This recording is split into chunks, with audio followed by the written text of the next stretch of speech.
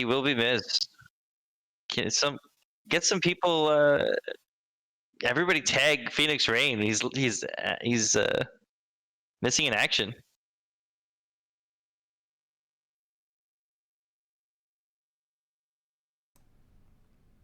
Uh-oh. First 5 minutes, I've already screwed it up. All right, here we go. I'm going to start this again. Welcome back to the Friday show. I forgot to unmute myself. I hate streaming. I hate it. Thanks for joining us, I Caleb. love it. Yeah, I've got Slick in the booth with me here. We're missing Phoenix. So if anybody sees him, just let him know. The tickers are acting up, and everything is going to crap already. So this is going to be good. Oh, no. It's fine. Great. Okay, the tickers are not... Zach, talk to them. Talk to them. I need to fix things. Okay. Never mind. I don't need to fix things. Oh, you're good. Okay, you're good? No, I need to... Just keep talking. Just keep talking. Okay, well, it's been a whole nother week, people, since the last Rocket Lads show. And let's be honest, not a whole ton has gone on in the Rocket Lads universe in the past week, but that's okay, because we got a lot to look forward to with the rest of the playoffs that we have going on. And of course, people are busy. We've had some scheduling stuff going on in the background that we're working on. That's okay. That's all good. But in the very, very near future, this playoffs will continue, and I think the most recent match we'll have to look forward to is Balls of Fury versus Sweet and Sour, which is gonna be. You okay over there? Keep talking. It's gonna be a fantastic match. I'm gonna blame this on Stream Elements. I have no clue why these tickers aren't working. I had them working yesterday. What tickers? What are you talking about? Shh, don't worry, child. It's fine. Yeah. Slick has pretty much summed it up in a nice little bubble there. Yeah. Lots of exciting stuff. But no exciting stuff for tonight. No, I know. There's no matches tonight. Nothing to look forward to that way, but... We're going to be talking at you for the next couple of minutes here. Hopefully the stream doesn't just absolutely crash, although I wouldn't be surprised. It's probably going to happen. That'd be the cherry, wouldn't it? That would be the cherry on top. I could touch everything and it ruins itself, I guess. That's how this is going to go. So, yeah. Playoffs have been going off. Talf asking if we're casting a replay. We'll see about that. I don't know. Carbon asking when I got that suit. I got it when I got it. There's my answer to that question. I don't know what you expected. Wow. We've got a video later from Joshua. Oh, yes. That's so going to be good. That will help us not flounder around like I am right now. And we'll keep this going by starting off with... We'll start with the predictions for Balls of Fury versus Sweet and Sour. That's where you want to go, eh? Well, you want to start with that? You want to start with that? It is literally the only matchup we have not played yet in the winners bracket. True. Quarterfinals.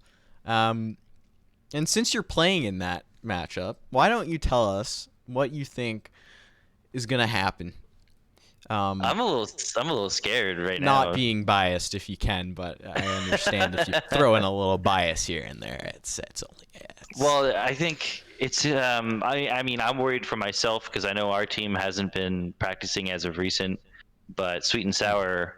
They've also been away from the keyboard the past week or so. So neither of these teams are going to be super warmed up going into this match. I'll tell you that. I think it's going to be a little bit of a cluster the first couple of games. Like people are going to be getting back into the groove, and it's going to be interesting to see which way this goes. Definitely from the beginning of that series.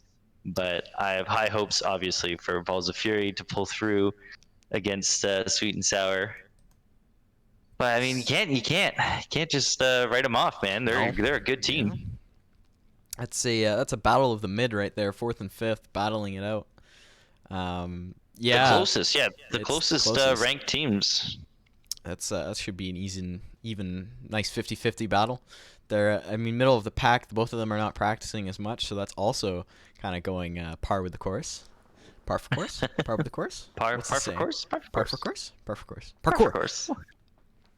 Parkour. So we'll have to see how that one goes. I'm also predicting probably a long series, at least 5 games. Yeah, no, I'm with you there. I think it's going to be a Yeah. straight to the 5th game. It's gonna be a slugfest. We might see some sloppy Rocket League in the first couple of games, but we'll see. If only saying GG easy, pretty sure there. So he's confident he's taking you guys down in 3 games. So we'll have to see. Oh, Jakudakon. Hey, Jakudakon, a lot of people wondering how the kitchen's going. So you can say that in chat. We'll update that later. Speaking of 3-0, let's talk about a matchup that has a score of 3-0, but wasn't really as a blowout as people might have thought. Of course, Snap Crackle Pop versus 8th Protocol. Top seed versus 8th seed. Like, if you weren't lucky enough to see that live, Snap Crackle Pop versus the 8th Protocol, what a series.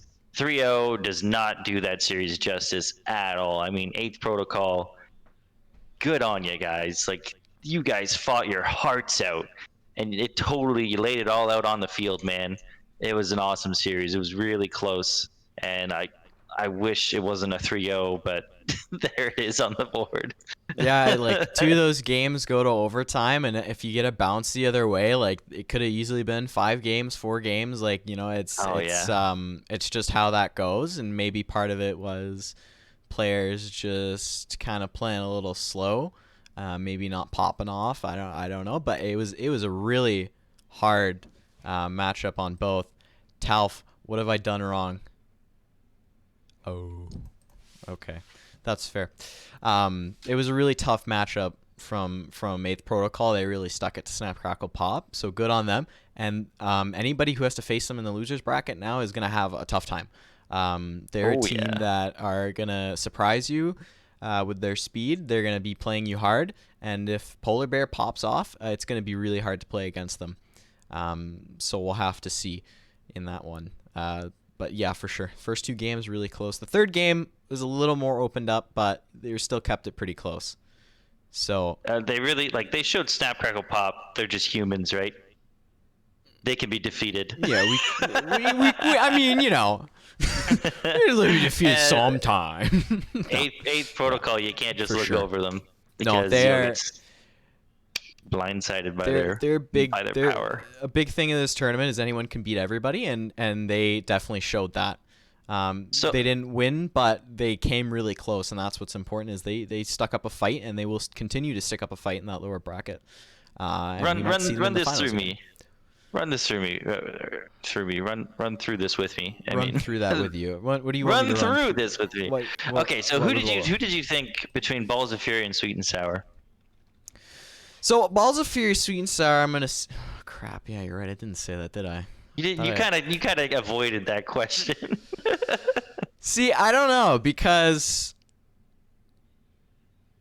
both teams have not been practicing at all.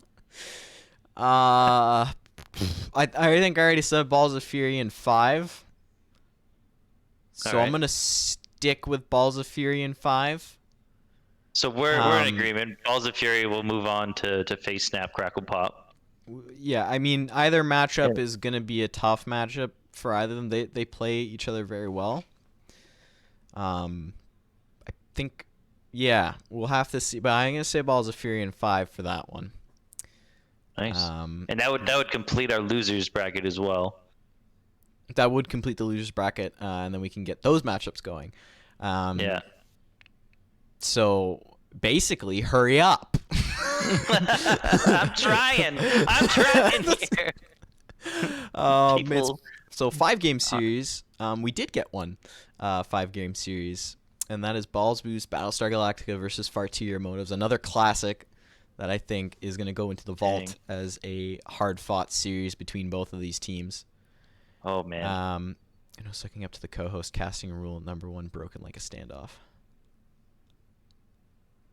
Right, Jason. Anyway, I'll get to that comment later. I'll figure that out.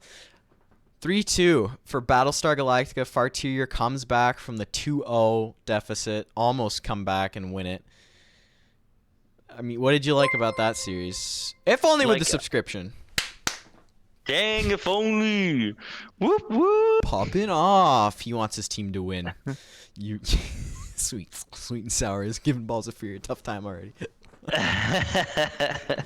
But no, I honestly like last time on the Rocket Lads Friday night show, I said Farterier Motives was gonna get sweep, like not sweep. I don't think I said sweeped, but they were gonna get defeated. And I found myself totally rooting for them in that series. Like The complete turnaround. The arc is complete. They were doing so good. You couldn't help but root for these boys. Like, dang, love to see it. But they didn't come out with the win. Good for my prediction. Bad for the boys, but they definitely did good, man. That was a fantastic series. I was indeed a fantastic series. Love the pushback from them. Just with Eighth Protocol, they're going to be a team to mess with in the lower bracket. The ability to come back and push the other two games to push them to that game 5 is really important. Not only in the series, but mentally as well, because usually when you're in that down 2-0, you're playing desperate Rocket League, and that usually it doesn't turn out very well in that third game, right? But they held it together in game 3, game 4. Couldn't get it done in game 5, but still a strong showing for them. So yeah, love to see that. And an interesting series here, Miracle Whip versus Cookies and Cream. Before I start with that one, I'll let you go with it. What did you think of that series? I really thought that the Cookies and Cream we wanted to see was going to show up in the playoffs and just take over. Now I didn't exactly pick them to win the series, but I thought they were going to transform themselves into what they could be, but it just never happened, man. Like Miracle Whip, thank goodness they really did pull together, and they were showing themselves like exactly what you want to see. The teamwork was there, the shots were there, the pressure was there. Miracle Whip was there, man. Like they deserve the win, that's for sure. And I'm really honestly worried about Cookies and Cream in this lower losers bracket now. I think they're gonna get. I think they're gonna have a lot of trouble with Farteria Motives, and I don't know if we'll be seeing them move on past round 1 in the losers bracket. I'm sorry, guys. Yeah, no, I mean, like, I was so confused at game 1, because Cookies and Cream just looked really disorganized.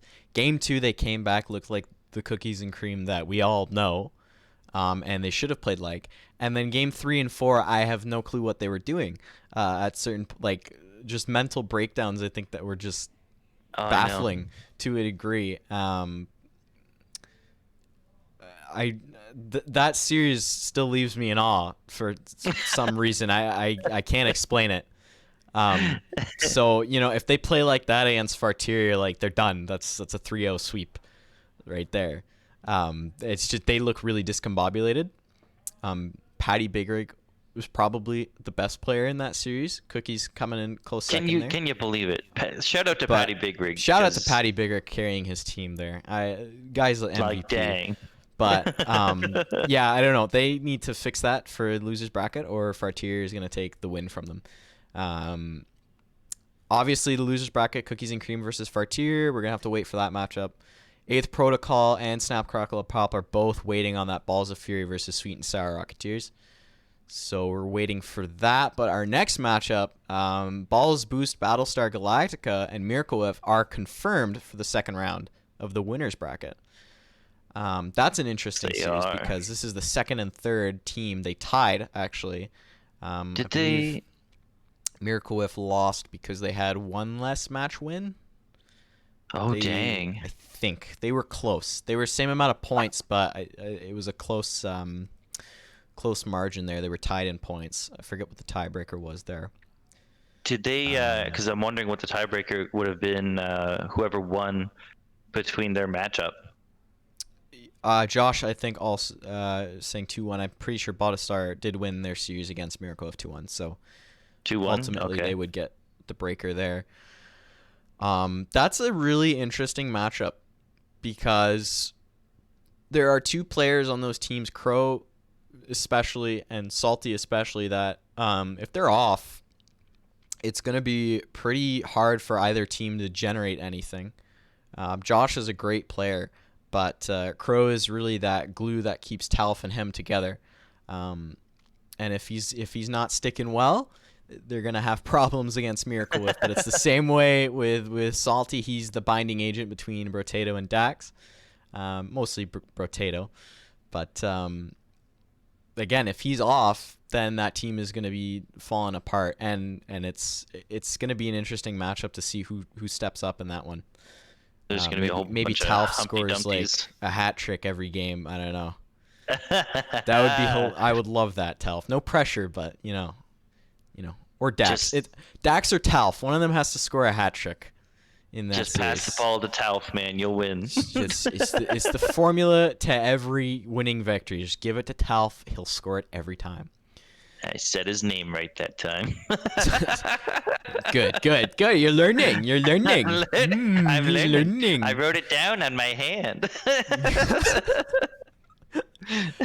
That is your playoff, I guess, predictions. If you guys in chat want to leave maybe a few predictions, if you already know, I will post the tournament link if you want to look at how it's going down so far. I'm not gonna mess up the stream right now because I don't want to add in any sources and screw everything up and accidentally Dax, shut it down. I love the insight on the team. Miracle Whiff. Salty is the squeaker that smashes his controller on desk. I'm there trying to calm the squeaker down. Oh no. Well, there you go. That's how you know the comms are going. Not very well. Congratulations, Miracle Whiff. You have I feel for you, Dax. The world feels for you, Dax.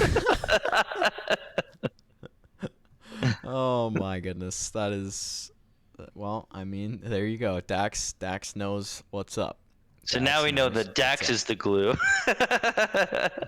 Yes. If Dax is playing bad, then the rest of the team is also playing bad. It all makes sense now. If he can't calm the squeaker, then... Sin's wanting comms to be implemented in live streams. Well, we'll see. We could do that.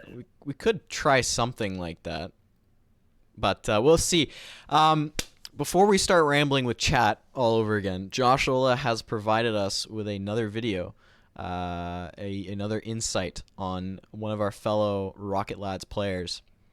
Which one is the victim this time? It's Polar Bear. He is going to get ripped to shreds here. Normally it's the bear doing, but Josh is ripping the bear apart. Not in Josh's world. Not in Josh's world. No.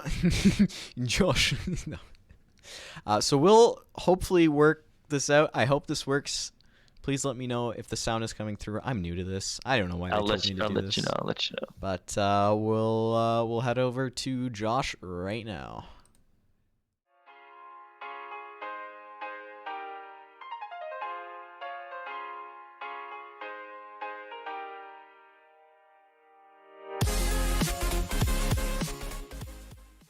Hello everyone, thanks for joining me. I'm Coach Josh Ola, and welcome to episode 5 of Coach's Corner.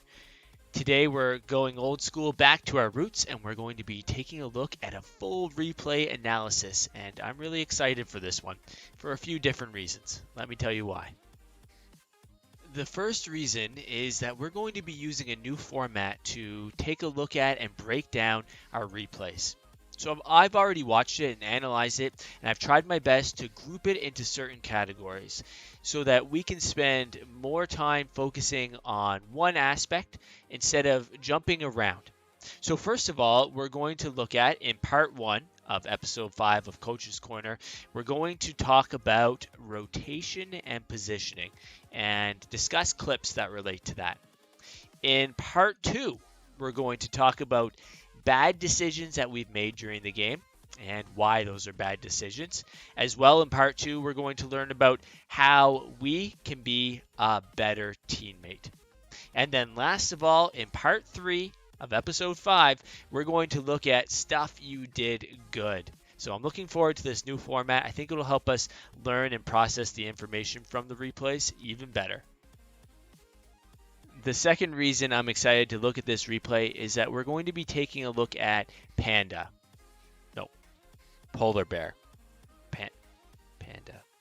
Just pick a bear already, okay? So in this video, Polar Bear, he's a higher level player, Champ 1, Champ 2 play, and he's really been stepping up in our tournament play. I think he's becoming that player that's really the top one on 8th Protocol, a player that the team can really rely upon. So I'm excited to see how he does in our replay. The third reason I'm excited is that for the first time, we're going to be looking at a 2v2 replay instead of the normal 3v3 that we take a look at. And I really feel that this is where I have the most experience, the most knowledge on how to play. It's where I got Grand Champ, so I'm really looking forward to breaking this down for you. I also just want to take this opportunity to thank everyone in the Rocket Lads community and everyone who plays Rocket League and who's enjoyed these videos. It's really made all the effort and the time that goes into them really mean something and be enjoyable. And we're even to the point now where we have sponsors. So our first sponsor is brought to you by Dax's Hair Cream for that look that you just can't quite describe. We just have a small disclaimer to read here. It says Dax's Hair Cream is not responsible for the following: strange rashes, burning sensations, sharp increases in estrogen levels, insomnia, random loud outbursts, shortness of breath, muscle deterioration, G Fuel addiction, or diabetes. But hey, I hear it smells great. All right, now that we've gotten all of that out of the way, we're ready to get into our replay. We're going to be looking at some Champ 1 to Champ 2 level gameplay, and it's going to be in the 2v2 competitive, and we're going to be focusing in on Panda or Polar Bear in this footage. So, without further delay, let's get into it. And as I said, we are going to be starting off with focusing on our rotation and positioning. So enjoy. Okay, so here we are in our first clip, and we're going to be looking at 5 different clips in our segment of rotation and positioning, and we're actually going to notice the same issue roughly in all 5 of the clips. But don't feel bad about that. This issue, I feel, is probably the most common mistake that those who are in Diamond, anywhere from Diamond 1 all the way up to Champ 2 will make. And that's not sticking close enough in the play, leaving too much space between you and your teammate. And that's for a lot of reasons. It could be going for unnecessary boost, looking for that, magic pass that's somehow going to make it all the way across the field to you, or just playing overly passive. So we're going to see that mistake, and we're going to hopefully be able to correct it by some of the things we're going to learn here. So here's our first clip. Just get a note of where all the players are on the field. So if we take a look here, we're back. This guy's kind of gone up and hit the ball. He's coming down. We got the other blue teammate way back, and our teammate's upfield already. So we just have an idea of where everybody is. So let's roll the clip a little bit here, and then we'll be able to see a little bit more. So we kind of take the ball patiently. This is good. We push it up the field. We play it slowly here, and we take a shot, which is nice. This guy makes a good save. We're rotating across the field, so it's good to think about where people are again right now. So we know that there's a blue teammate just behind us. He just saved the ball, and we know that the other blue guy is still a little ways away, and we're rotating over to this corner over here. So our orange teammate is pushed up that right wing of the field.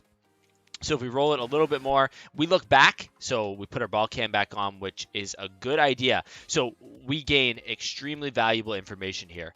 We are in pretty much a 2v1 against this player. So our immediate reaction, since we saw that the big boost pad isn't there, should be to immediately turn around and support this teammate. Because all this teammate has to do is get a beat on this ball. Like, it could just be a clean pass, it could be just a 50, but we need to get over there and support this as fast as we can because we're in a 2v1 situation. But instead, if we roll the clip, we can see that we keep rolling. We don't see the mid boost either. So our only choice for boost is to rotate all the way back if we want the big boost, and really we don't need it. We don't need that boost. We stop the replay again right here, and we look like we could cut right here, even though this is way late. We should have cut way sooner. We get this boost, that boost, and have 50 plus boost and go support our teammate. But we play way too far away. We should never allow this much space between us and our teammate. This is way too far. And so we get lucky here that the other team kind of just takes it away and pushes it over to the wall and isn't able to take up the field. We've just allowed too much space for the other team to move freely downfield. And technically, we should have been in a 2v1, but we avoid that because of some misplays by the blue team. So don't leave that much space. You didn't need boost as bad as you thought. You had 30 up there in that back corner and could have easily put yourself up to 50, 60 with boost pads and had a clean chance at maybe a goal there. So that's our first clip. Let's jump into our second one. Okay, so we're going to be looking at about the same thing that we saw in our last replay in this clip, not being close enough to our teammates supporting them. So here we see we're going for that side boost on the left side of the field. So we're about to grab that. We grab that boost. We start to rotate back. We can see that Fracture has overcommitted to the ball. So as we rotate back a little more, he is way out of the play. So we are now in a 2v1 situation, and really that's the bread and butter of 2v2s. This is what you're looking to do. You're looking to get yourself into 2v1s with the other team, and that's where you're going to score most of your goals, especially as you move up higher and higher in the rank. It's that person who overcommits, takes him out of the play, that's going to give the advantage to the team. So that's what Fracture's done. He's taken himself out of the play here. So we should see this immediately right here. We should be able to recognize this, and our immediate reaction should again be to turn up the field. So based on where our teammate takes this ball. So if he takes it off over here, we're going to want to rotate out around our teammate to support in the middle. But if he somehow catches this ball and he takes it back towards the middle, it may actually make more sense for us to turn and cut tight and stay over on this side of the field. So it's going to depend, but bottom line is we want to turn back up the field. So we're going to see what we choose to do. We do turn, but for some reason, instead of supporting our teammate, we just keep driving and driving over to the right-hand side of the field. And eventually he gets challenged, and we're nowhere close to the play. So if we just jump back, let's jump back about 5 seconds here and watch this again, and we're going to freeze it. If I can put myself in fly cam here, let's see. We should be way further up, like about right here on the field.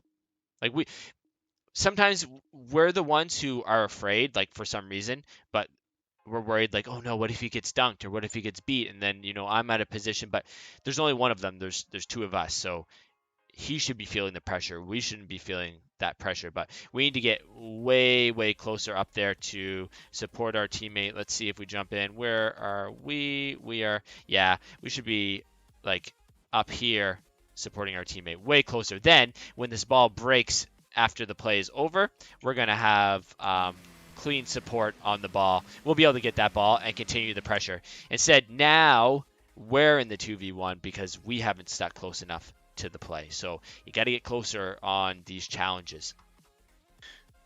Okay, we're going to look at another example of not being close enough on the play.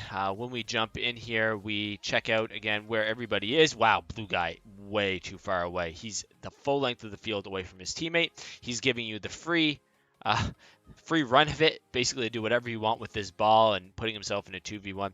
We see Anyway, he's over there in the corner. So we're watching what he's going to do. So if we run the play a little bit, we're going to see what Inner does as his choice in play. And he turns back and goes for that back boost, which is really, really bad. That's a terrible thing for him to do to his teammate. He's now been like, okay, yeah, you're all right. I'm going to let you 2v1 these guys. So we should be able to immediately recognize that. And as soon as we see him go for this boost over here, we should be getting up the field as fast as we can. And there's a multiple amount of things we can do here. We can simply support our teammate. We can get tighter so that we can have a possible pass. We could just straight up go for a demo on this guy. But unfortunately, we don't do any of those things. What we do is we stay really, really wide across field. Like we're further across midfield. We're not there to support it all. Again, if we jump into fly cam here and we raise up, we can kind of see, if we get far enough to see where you are. So in my opinion, I would want you to be here. And you're way over there. Because as we roll this play now, we're going to see what happens. Jump back in here. He gets demoed, and if we are closer to this play, that's our ball. but there's no way we can get there because we're not supporting our teammates. One of the biggest mistakes that players make, and I think I've said this and multiple people have heard me, is you look for the pass in a 2v2, and rarely should you ever do that. You should just be playing for the challenge and to be able to be that person who can get the beat after the challenge, get to the ball first. Sometimes when you're in a 2v1, there could be a pass, but not like you were hoping for. There was so much space between you and your teammate. It would have taken so long for that play to develop. Fracture would have been hopefully been able to read that play. And he definitely would have been able to at a higher level. So if you want to pass, they're going to have to get closer than that, but there's a lot of other plays that would have been much better, such as sticking close or going for that demo on the goalie so that your teammate can get that ball down the field faster. He's slowing it down because he didn't really have any support. So again, get closer to your teammate. All right, we're going to look at our fourth example of not being tight enough on the play, and the next couple clips are actually going to feature the same reason, and that's going for unnecessary boost. When we don't need it, the better play is to put more pressure on. So we're going to see here, we're about to hit the ball. We're going to put a nice pass up against the wall here. Fracture and Inner are in almost the exact same spot. They're the same car, basically. So we pass the ball here. This is good. They're in an awkward position. Unfortunately, we can see that your teammates also made the same mistake that you've been making and is way too far away from the play over on the right-hand side of the field, or else this is probably a goal. So we can see that mistake coming from both sides. So as soon as we see Fracture make this awkward touch, and he's pointed like upwards on the wall, and we're coming down off the wall, and we stop right here. Again, we're pretty much in a 2v1. If our teammate Juicy there gets a good pass or a beat, we have a very possible goal to happen here because Fracture's in an awkward spot. So as soon as you come off the wall, based on this information, what I would do, you have 57 boost. I would immediately rotate here to here to here and take those 3 boost pads, which is going to add 36 boost to you. If you add 36 boost to you, you have 95 boost pretty much. So you would have maximum boost, and I wouldn't be burning boost to get those boosts. Let the play develop. Juicy is the next person who's going to have a challenge on that, and then you're going to be over there to support. But instead, we rotate far out of the play. We spend a lot of boost to go and get boost, which is counterintuitive. It doesn't make any sense. Then we're way out of the play. We're way too far away, and then we rush in. So this is interesting. You've done the thing that you should have done before, but now you're doing it when you shouldn't do it. So it's interesting to think about that. So we shouldn't be going in here. It's too late. We've missed our opportunity to support this. It wouldn't have worked out, but we didn't know that. And so we need to do those right things. We need to be in the right place in case something good happens, like the ball comes off. And now again, we're in the 2v1 and we're committing and putting ourselves in a really bad position here. So know when you need boost and know when you don't need boost. And that was an option where we didn't need boost at all. We should have been supporting, keeping that pressure on to keep that offensive siege going. All right, so our fifth clip is actually basically right after the last clip we showed. We're seeing that play unfold here. Unfortunately, bad teammates on the blue team. They're stacked up. They're fighting over the ball. They actually interrupt each other, so we get off the hook for our overcommit on the last play. So we're going to see this ball breaks off to the side. We put a challenge on it. This is great. If we take a look at the field, there's nobody there. Nobody at all. We can see this guy's over here somewhere. Blue guy's over here. This blue guy is pointed off in this direction over here. There's absolutely no one here. So as soon as we see this happen, one, we know we have 50 boost, and there's multiple more boosts up the middle that we can get, so don't need boost. So we should know that right away. So what we want to do is Juicy's going to get this ball. Either one, he's going to dribble this in, or two, he's going to try to shoot it. If he tries to shoot it and he misses, because that happens, then it's probably going to hit the wall. It's unlikely that he's going to miss super wide and go over here. So our play is to just support him. We're just going to go mid in case he beans it into the wall here and it bounces out so that we can clean up. But again, instead of doing that, we rotate off over here to the right side of the field and we grab boost. But here's the thing. if we thought he was just going to score the goal, why did we go for boost instead of supporting him? We're placing a lot of trust in our teammate here, which is good, but it's unnecessary trust because people make mistakes. So this play doesn't make any sense. We get lucky because our teammate is able to rebound off the wall and put it in, but we should have never gone for that side boost. We should see there's no goalies, nobody's home. We're almost guaranteed a goal.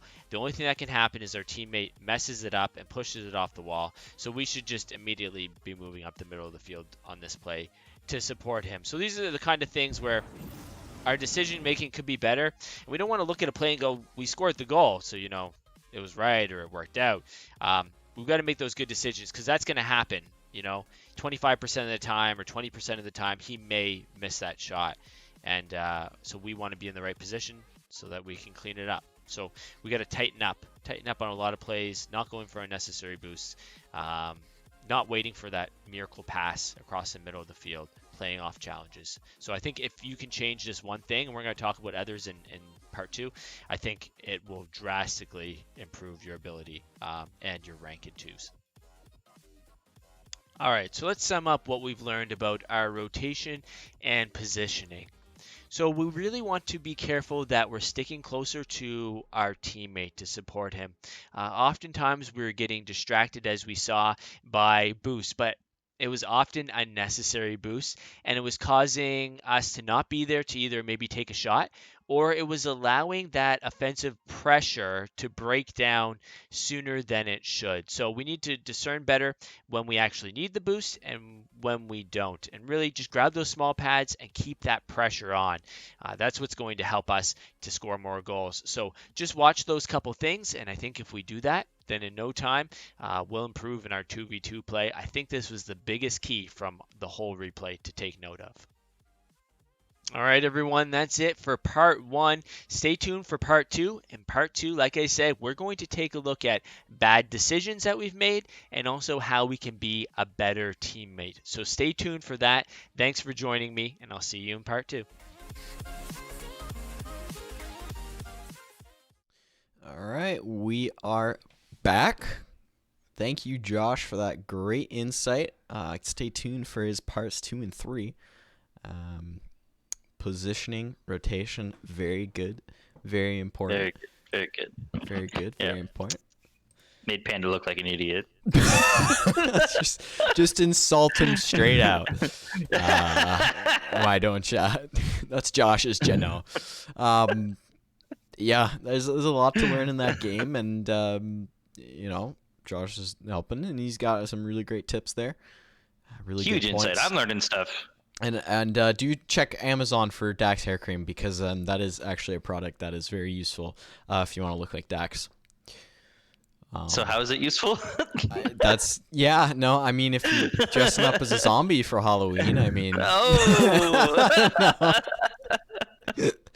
We're only joking, but keep your eye out though. I don't know if you want that hair cream, you can go get it. I don't know when they're sponsoring us, but yeah, we need that in the corner somewhere. A hair cream sponsor, please.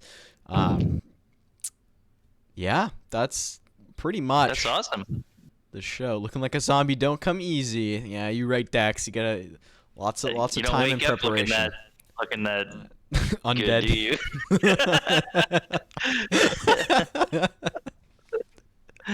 Oh my goodness. Oh my. Yeah. Well, here's a fun thing. Yeah. Go ahead. Go ahead. I just want to throw it out there. I want to see some other people try these out. But if you haven't already seen it in the Rocket Lads Joshola's training dojo, we have now got some ring maps, some obstacle courses that we want times for. We want you guys to get out there and try to do it as fast as you can, and send in your times to Liquid Wayne, and he will put you on the scoreboard. The scoreboard, if you go to Joshola's training dojo, it's pinned in that chat, and you can check out other people's times and see where you stack up against other people and try to improve your time. And it's super fun. And right now I'm having a ton of fun with it because because I have the greatest time for all of it. Right. And you're still losing Rocket League games. How does that work out? If only my skills would transfer over. It's an interesting thing tier 2, the dribbling challenge 2. If you do the dribble 2 overhaul, I believe there is a timer on that one as well. It's a really hard course. Who said they finished it? Who did somebody finish it? I would be very. Yes. United something or something other? Yeah, United Ratites. United Ratites. Yeah, that's right. He has finished that map. Not posted a time yet. I don't know if that has a time thing to it, but there's a lot I don't of. know how he finished it. I know Wayne will stream those courses occasionally. Slick will almost always stream those courses. I think it's the only thing I've seen him stream is Lethamir's map until he beat. Oh my gosh, I hate time that record. map so bad. Oh, at level 7, like anything past level 16 is where I start raging. Everything up until that point is absolutely fine. Everything at past level 16 is pure chaos. I hate it. I hate Lethamir as well. I don't actually hate Lethamir, but it's a wicked long, wicked hard map. Oh. So that's a real test. But yeah, we've got the regular Speed Rings 3, which is the nice, easier course. It's a fun course. It's a really fun course. I like that one better. It's not as mountainous as the other one. Yeah. Speed Jump Trials 1, 2, 3, and 4, which are actually relatively quick courses, depending on how often you've done them. They could take, I'd say quick courses, but I shouldn't say that because I feel like if you did it like even just once or twice, you could probably get the time pretty close to like 3 minutes. Like they're not long. Yeah, any time 3 courses. minutes is pretty good, I think, for most of the courses. Yeah. It would be great for Lethamir's Giant Rings map, but that one takes like 20 minutes. Is probably pretty good. Even 30 minutes is probably pretty good. That one's really hard. Yeah. Slick has sometimes done it with really 15-14, so you know how much time he's just spent flying through rings. I didn't die once. That is also a feat. Oh my gosh! Yeah, I hope nobody beats that because I don't want to do that again. It's gonna be the next. Forget Grand Champ. I gotta get this rings record back. This rings record. Oh no, yeah, but that dribbling challenge, we definitely need a couple. Again, I don't know about that one. That one needs a timer, I think, on it. I forget how to activate that one. But yeah, test yourself, see how you do. It's good practice. It's good practice for car control. Ooh, if it gets beat, Zach has to shave. If what gets beat? Your rings record for Leth. For Leth? For Leth, yeah. Well, off the record, it's already been beat, so I'm not going to take that. Oh. Well, then you can't shave then. Maybe next time. We'll get him on something.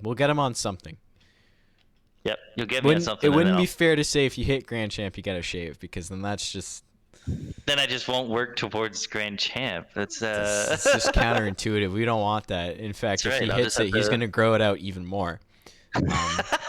So that's how it works, yeah. Which we will be hitting it. I know we will.